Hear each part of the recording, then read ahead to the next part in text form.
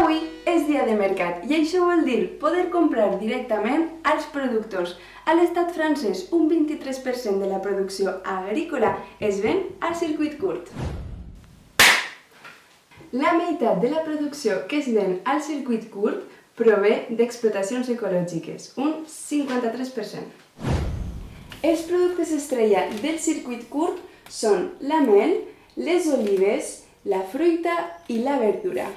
Però avui és dia de mercat i nosaltres anem a Rodés per a veure què passa per allà. Hi ha moltes formes de comercialitzar al circuit curt. La més comú és directament des de la granja. Existeix també els comerços locals que estan en segon lloc i el tercer són els mercats. Nosaltres hi anem. Però nosaltres som a l'Avairó i aquí el primer lloc de comercialització de venda directa és el mercat. Al mercat es ven més de la meitat de la producció directament del pagès al consumidor. Anem!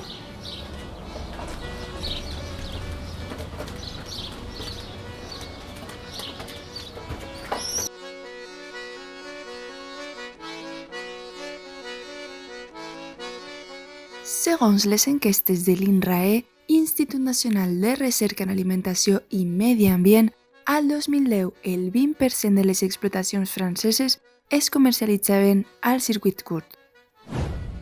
Això implica uns 100.000 agricultors i correspon al 10% del consum total d'aliments. Des de llavors, les cadenes de subministrament curtes afecten un de cada 2 habitants a l'estat francès. A més, el 76% dels enquestats diuen comprar productes locals almenys un cop al mes.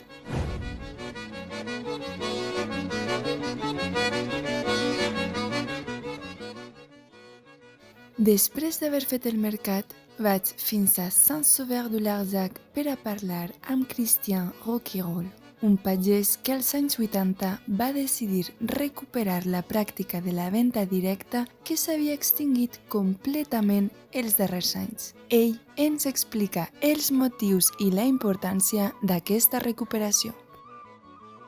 C'est évident que c'est une des réponses de relocaliser l'économie, donc de relocaliser aussi l'agriculture et l'alimentation. C'est une des réponses importantes face au changement climatique et par rapport à la production de CO2. On n'a pas donné le choix aux paysans pour s'en sortir, ils n'ont que ces 2 choix-là. Soit je fais de la vente directe, je me transforme, je ne deviens plus seulement producteur, je deviens aussi transformateur et commerçant.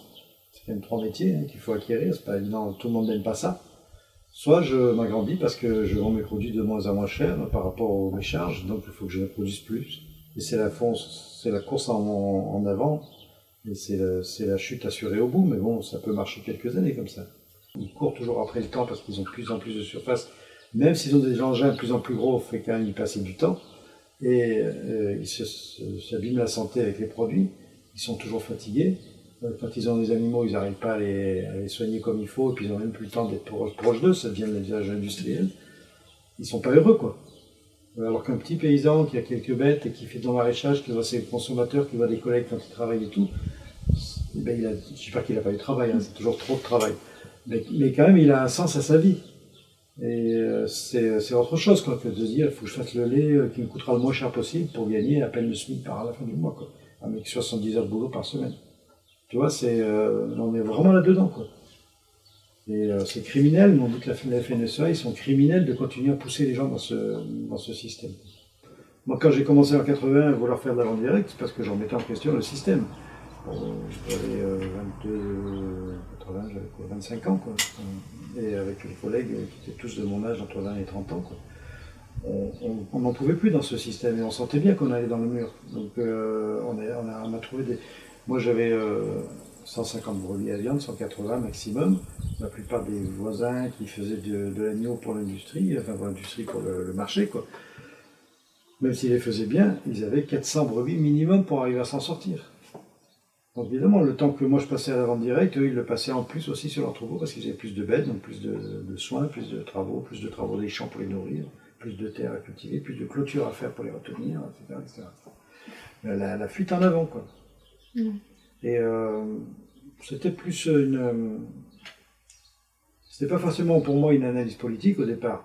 C'est quelque chose que je ressentais, quoi. C'était une intuition. Je me sentais mal dans le système parce que j'avais commencé un peu comme ça. Avec mon collègue, on avait des brebis laitières, qu'on travaillait pour Roquefort et tout. Je me sentais mal, quoi. Je sentais que ça n'allait pas, ce truc. Donc j'ai voulu trouver une autre solution, donc on a été là.